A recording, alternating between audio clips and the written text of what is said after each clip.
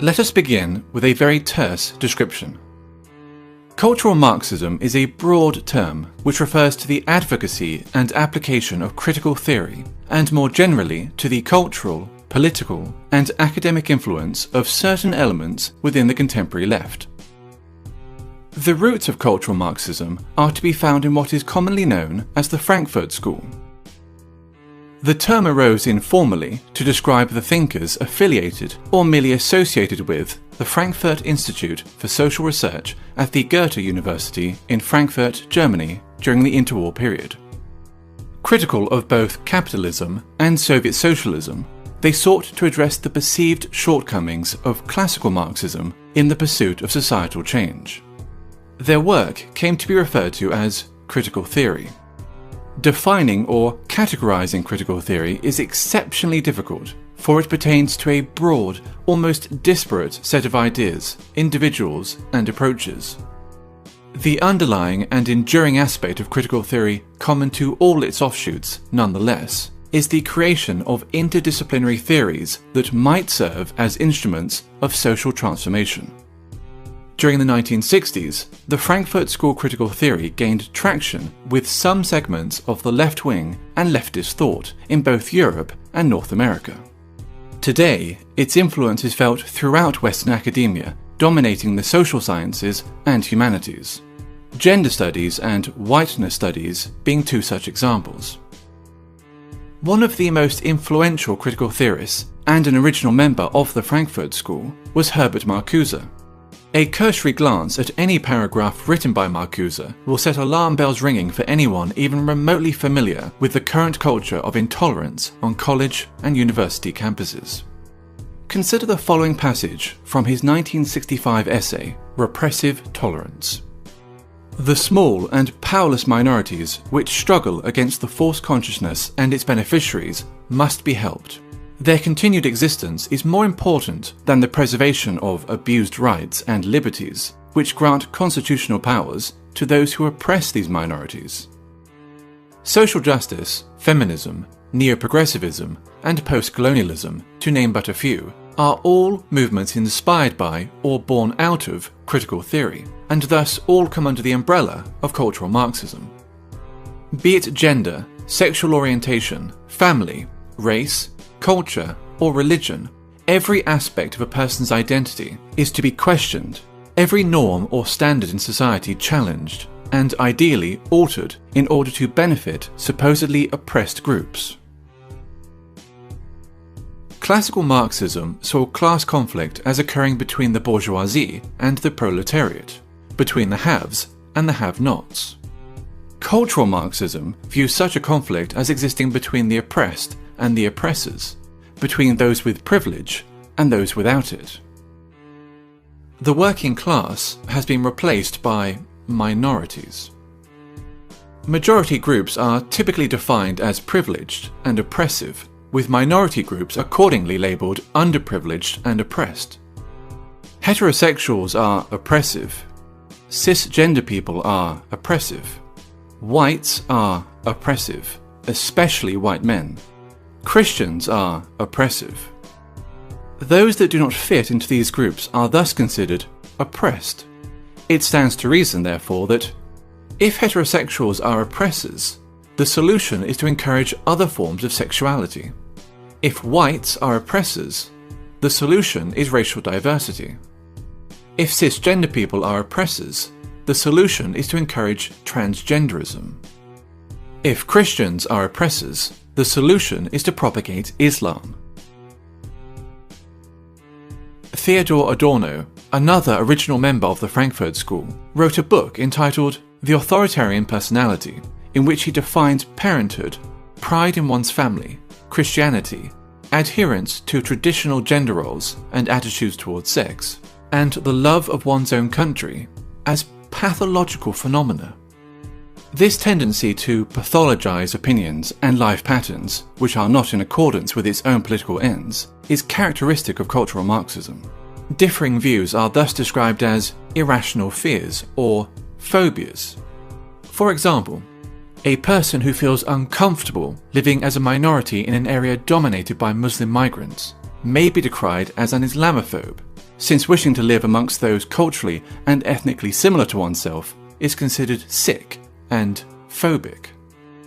When Pakistani Muslims living in Britain, by contrast, show in-group preference, converting entire sections of a town or city into a mini Pakistan, there is no sickness, no phobia, only multiculturalism.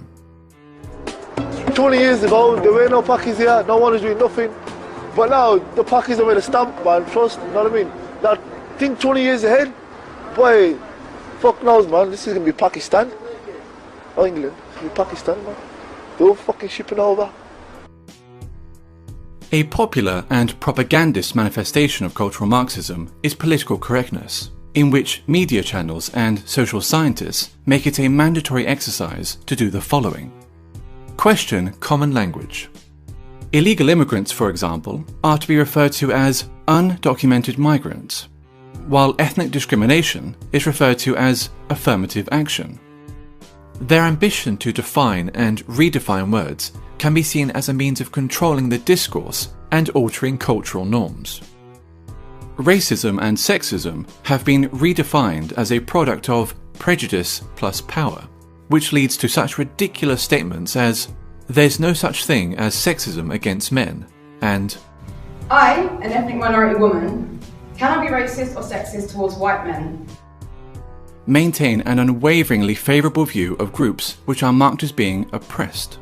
Islam is a religion of peace. Black Lives Matter is a peaceful, legitimate protest movement. Feminism is only about equality, and so forth. No deviation from the aforementioned narrative will be entertained, ever, nor will criticism.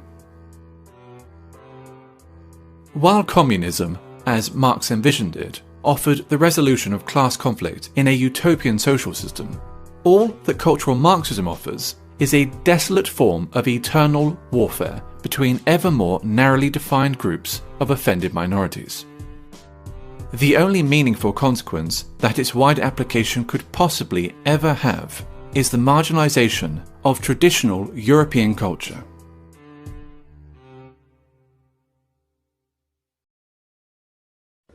And how would you summarize why men are in crisis now? I think it's because in a deep level, the West has lost faith in the idea of masculinity. Now, that's no different than the death of God. It's the same thing. And Nietzsche knew what the consequence of that would be. I mean, that's most of what he wrote about, you know, and so you'd say, well, the divine symbol of masculinity has been obliterated. Well, so then what do you expect? What's going to happen? That means masculinity is going to become weak. And especially if the symbol is also denigrated, right? Which it definitely is. So what that means is that the ideal that man could aspire to is denigrated.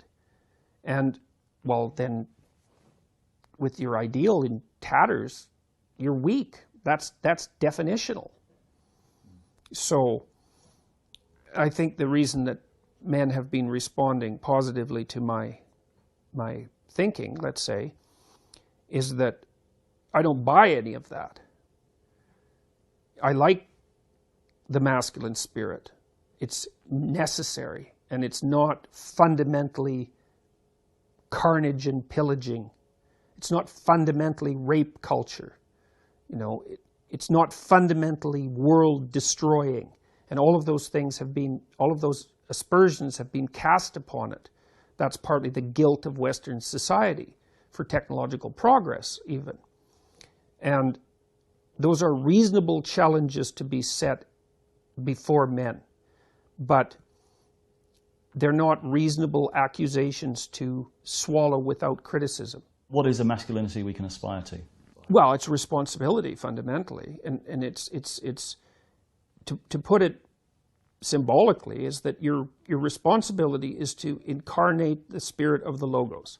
That's your responsibility. That's your role in life. And that is independent to some degree in whether or not you accept the idea of a transcendent and eternal reality. Now, I'm not making a case for that or against that. Those things are beyond human understanding. But we know what happens if people act poorly, if men act badly. We know what happens. We know that the world turns into something that's so close to hell that the difference is trivial. We know that. That's the story of the 20th century. So we should learn that lesson. And what that lesson is pick up the world on your shoulders and walk forward. Pick up the world with all of its trouble, with all of its suffering, with all of its evil, and move forward with it. And in bearing that burden, learn that you're the sort of creature that can bear that burden and therefore deserving of respect. That's identification with the Logos. And I've never encountered an idea that's better than that, because it's so not naive. It's the opposite of naive. It's like there's terrible evil and there's terrible suffering. It's bottomless. But the human spirit is capable of voluntarily taking that on as a challenge. Well, it's worth a try. And that's where we get meaning. Yes, exactly. That's the positive meaning. That's the positive meaning. That's the world-affirming meaning, and that's self-esteem, let's say, which is very poorly characterized. It's very shallowly characterized because it usually doesn't involve any sense of responsibility. But, it's obvious. It's obvious in some ways. If you look at the people that other people spontaneously respect, unless they've become unbelievably cynical, it's the people who adopt responsibility and deal with it competently. So it's not a mystery that would be what you could aspire to. Now, it gets undermined if you feel that force of responsibility is the raping and pillaging patriarchal culture that's despoiling the natural environment and that's equivalent to a cancer. Well, no. I don't buy that.